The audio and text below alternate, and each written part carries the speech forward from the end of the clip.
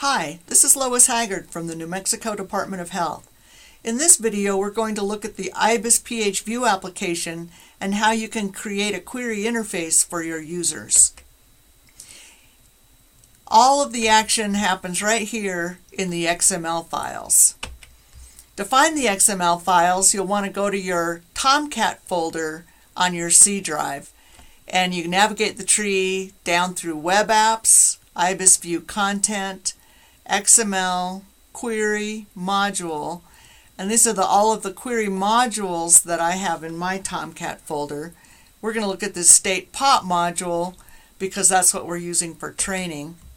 Inside the state-pop folder are two XML files, and a set of subfolders that are used by the XML files.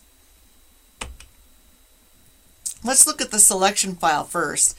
This file does nothing to run the query. It's only used for navigation to the query builder page. I'm going to repeat that. Here's the selection page that's created by the selection file.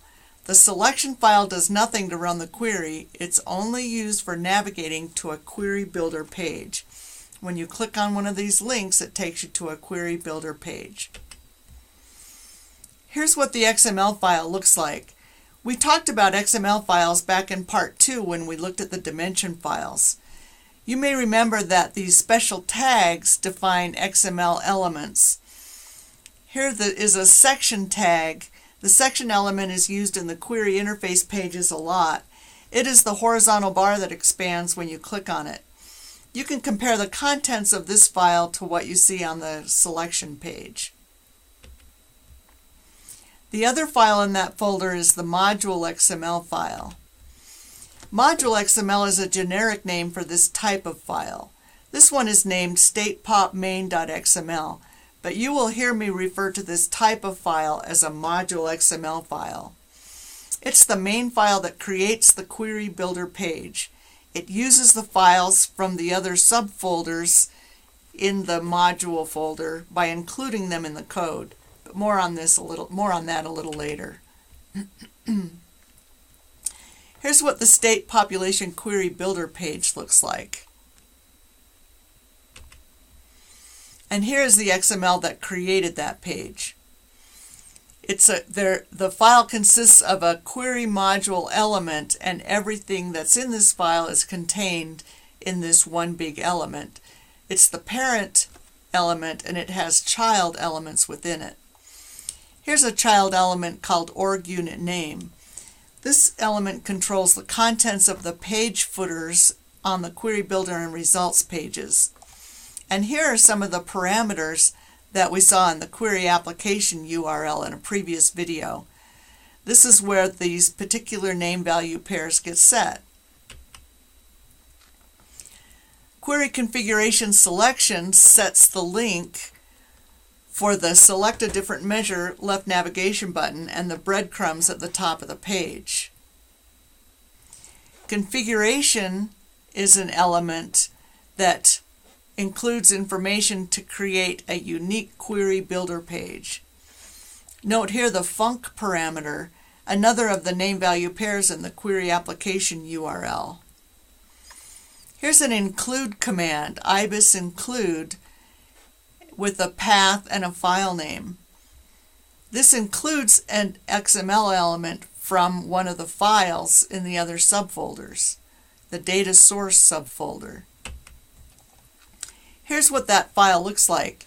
Using that include command is just like we copied this entire XML element and inserted it right into the Module.xml file.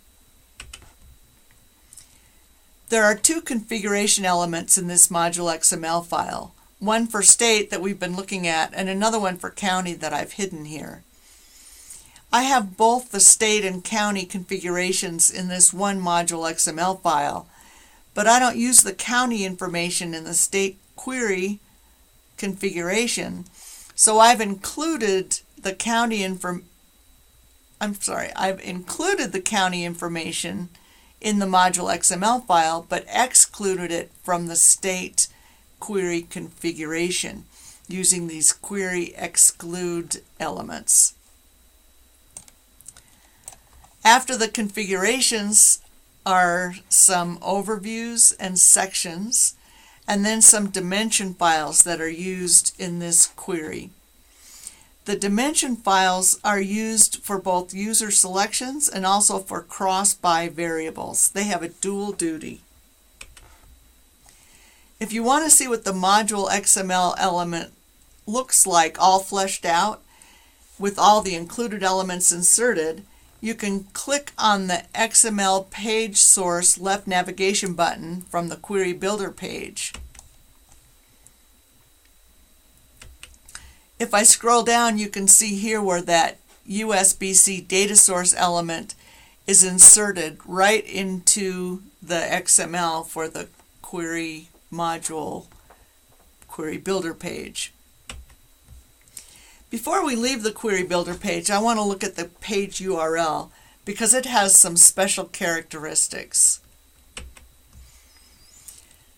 There are three parts to the URL. The first is the web server address. Next is a special URL pattern that tells ibis-ph-view to use the Query Builder XSLT to format the web page. Remember, the View application transforms the XML into HTML when it responds to the URL request. This part of the URL tells ibis-view which XSLT style sheet to use for that transformation. Finally is the path to the Module.xml file, state-pop main, and then the name of the configuration within that file. This is the end of this video. Part 7 in the series will review the Section.xml element.